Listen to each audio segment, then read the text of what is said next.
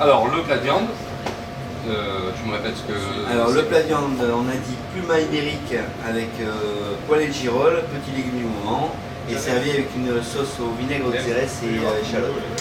La pluma ibérique, raconte parce que c'est quand même... Alors, la pluma, c'est arrivé depuis quelques temps, enfin, je pense que c'est là depuis un peu plus de temps, mais j'ai découvert ça, moi, il y a à peu près une bonne année. C'est un morceau sur la partie haute, au-dessus de l'épaule, on appelle la pluma. Ça vient des porcs ibériques. C'est les cochons noirs. Les cochons noirs, espagnols, qui mangent des glands, qui ont la particularité d'avoir une viande quand même qui est très persillée, qui est assez grasse. Et cette partie-là vraiment est hyper tendre. Légèrement qui est plus proche en fait du filet de bœuf que du filet de porc comme Ah oui, et puis bon, sur ces porcs-là, vraiment on a une viande qui est exceptionnelle. C'est super tendre. C'est très tendre. L'avantage aussi, si vous allez le voir au moment du dressage, on va avoir une viande qu'on cuit pratiquement saignant. Ouais. Et ça surprend énormément les clients quand ils voient arriver la viande, ils ont plein du porc qui a cette couleur-là, ça veut dire que c'est pas assez cuit. Donc on la nappe légèrement pour justement éviter le côté visuel, mais quand ils ont ça en bouche que ça fond, je dis voilà. C'est vraiment très proche, enfin moi je trouve que c'est très proche du bœuf. Ouais, en termes de mais après, ressenti. en termes de goût, par contre, on est sur le goût, c'est vraiment on est sur du porc. Les girolles. Des girolles, juste sauté avec un petit peu d'échalote. Ouais. Donc quelques petits légumes et ensuite la sauce au vinaigre de xérès. On fait une réduction avec des échalotes, du vinaigre de xérès pour rester un petit peu en Espagne. Donc et là, tu l'as alors caramélisé. Pour la pluma, oui, d'abord on l'a fait saisir pour que vraiment tout le jus reste à l'intérieur. Ensuite on va la caraméliser avec une petite préparation qu'on met à base de vinaigre de xérès, de vinaigre d'Italie. Un petit peu de sucre et on va mettre un petit peu de ketchup dedans.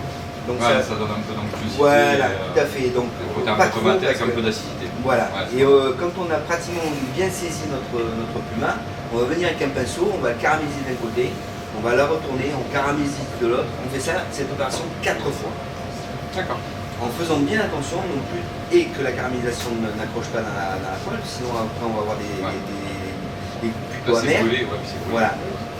Donc on va surveiller cette cuisson, on va le faire 4 fois et on va la laisser reposer. Une fois que la viande a reposé, vous pouvez faire ça aussi un petit peu en avance. C'est l'avantage aussi de ce plat. En gardant vraiment une cuisson assez saignante. Ensuite, on aura juste à prendre notre pluma, on va la dresser. Moi j'ai pris le parti de prendre une assiette un petit peu grande. Ensuite, on dispose dessus nos girolles. C'est l'élément principal pour ce plat-là. Le côté champignonné, puis le côté un peu végétal, ça marche bien avec ça serait bon avec le caractère caramélisé. Là on a nos petits légumes qui vont apporter un petit peu de couleur, qui vont apporter aussi du croquant. Là on a de la betterave choga, on a un petit peu de rutabaga, on a un petit peu de pois gourmand, ça apporte un petit peu de couleur. Voilà. Ça c'est un petit peu de carotte fan aussi. Voilà. Une fois qu'on a disposé tous nos légumes autour, hop, je prends la sauce. Alors, moi je suis toujours parti de jamais trop napper. Voilà. La sauce ça doit être presque un condiment, un accompagnement. Ça doit jamais. Sinon le problème c'est que la sauce prend le goût et masque totalement l'élément. Exactement, principal. surtout quand on est sur des sauces acidulées comme ça. Ouais. Voilà. Ensuite je termine toujours avec un petit peu de cébette crue. Ça c'est pour toujours apporter le petit élément croquant, le côté végétal et puis. Ça équilibre un peu en fait avec le côté sucré de la sauce. Voilà. Et après un petit peu de sel de Guérande et un poivre. Un coup de poivre. Là je travaille avec du poivre de Madagascar. Ah, c'est bien ça. Le poivre. C'est un joli poivre ça. Voilà, alors l'avantage du poivre de Madagascar, c'est un poivre qui est très parfumé, mais qui n'est pas fort. Voilà. Et comme tous les bons poivres. Voilà. Il parfume et puis ça marche bien Madagascar avec la viande, je trouve que c'est assez sympa. Voilà. Là on a le plat qui est fini, encore une fois, on est dans l'été, c'est après le panier presque estival. C'est presque estival parce que c'est pas lourd comme plat. On a du légume, on a du champignon, on a une viande ibérique qui est hyper fondante, ça marche tout seul. On va les goûter. Allez, c'est parti, on y va. Bien, alors deuxième dégustation. On va essayer d'être aussi bon parce que c'était bien hein, sur le premier. Mais ça c'est aussi bon. Ouais. C'est différent, mais on est encore sur des... J'y vais direct. Vas-y. Parce que j'ai besoin de confirmer certaines choses. Et c'est confirmé. C'est très bon. Bon, c'est une bonne chose. Mais c'est les constituants du plat qui sont assez intéressants. Alors évidemment, je pense que pour un plat comme ça, le rouge reste le compagnon idéal. Alors, tu allais apporter le côté un peu caramélisé avec la façon dont tu as laqué le porc en fait. Ça, on l'a laqué. Il y a une sauce qui est quand même super onctueuse et un petit côté croquant derrière. Alors, j'ai choisi un vin du Languedoc que j'aime particulièrement sur l'appellation de Terrasse du Larzac. Nous sommes dans l'Hérault, donc dans la partie nord du vignoble du Languedoc. Terroir assez montagneux en fait. Terroir assez montagneux, un terroir qui est assez frais, qui a la particularité de donner des vins plutôt assez généreux, souvent, avec quand même une certaine puissance. Mais ce qui est intéressant dans les Terrasses du Larzac, c'est que tu complètes en fait ce côté puissant, rond et onctueux avec une finesse et une fraîcheur incroyable qui est apportée par le terroir. Alors, moi je t'invite à le goûter, tu vas voir, parce que c'est un vin qui est finalement assez puissant mais très très séducteur.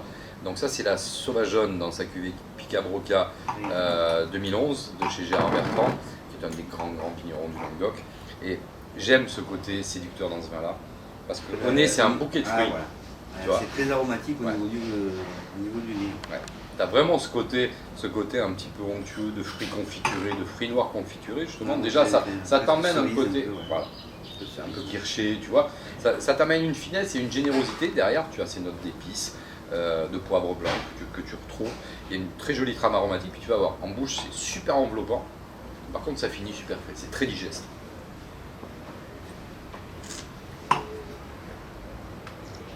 L'intérêt avec ce vin un petit peu généreux quand même ça reste frais. C'est-à-dire des vins du sud sur des terroirs un peu frais, c'est que tu as de la puissance et de la suavité en fait, de façon à venir épouser et la finesse et le côté un petit peu viandé évidemment du plat, et vraiment ce côté caramélisé et cette sucrosité si tu veux qui va se marier avec le plat. La girole, c'est pour aller chercher un peu le côté aromatique et puis une petite touche d'amertume et végétale qui va te redonner un petit peu de peps au plat et à l'accord. Je trouve ça juste magique. Ça marche bien. Pas mal. Ça marche bien aussi. Mais alors,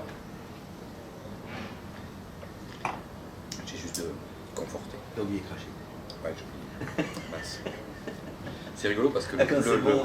le plat et le vin se répondent bien, mais le plat redonne un peu de légèreté au vin, je trouve. C'est bien, c'est souvent, en principe, à chaque fois qu'on a fait un accord mets vin, c'est plutôt le contraire. Hein. Et c'est bien quand un plat, c'est toujours le vin qui vient amener, et puis alors là, le plat vient amener. Ouais. C'est bien. C'est le plat qui mesure un peu le vin, je suis assez d'accord. Ouais. Je suis tout à fait d'accord. Alors, si vous n'avez pas de Terrasse du Larzac, vous trouverez sans trop de soucis chez votre bon caviste. Un domaine que j'aime particulièrement à Bandol, c'est le domaine Tempier. Millésime 2013, c'est un millésime plutôt assez jeune et où le fruit et la rondeur justement vont encore un tout petit peu dominer. Une jolie structure tannique justement parce que sur sa cuvée classique à Bandol sur le domaine Tempier, on va plutôt avoir des tanins fins et suaves justement pour épouser un peu le peu de gras de la viande qu'il y a. Toujours ce côté méridional, aller chercher un petit peu les épices, ça marche bien. Autre choix que j'avais emmené, mais j'attendais de voir ton plat, c'est une Syrah de la Vallée du Rhône. Alors ça, c'est un très joli Creuse Hermitage de chez Laurent Combier, on goûtera tout à l'heure, millésime 2014. Et vraiment sur le côté fringant, sur la Syrah avec ses épices naturelles, cette rondeur. Bon, on n'est pas dans le caractère solaire et l'excès de soleil et de générosité, mais plutôt sur la fraîcheur. Et pour aller répondre un peu avec le côté croquant des légumes, je pense que c'est un bon choix. C'est bien, non? Oui. T'es content? Très. Moi aussi.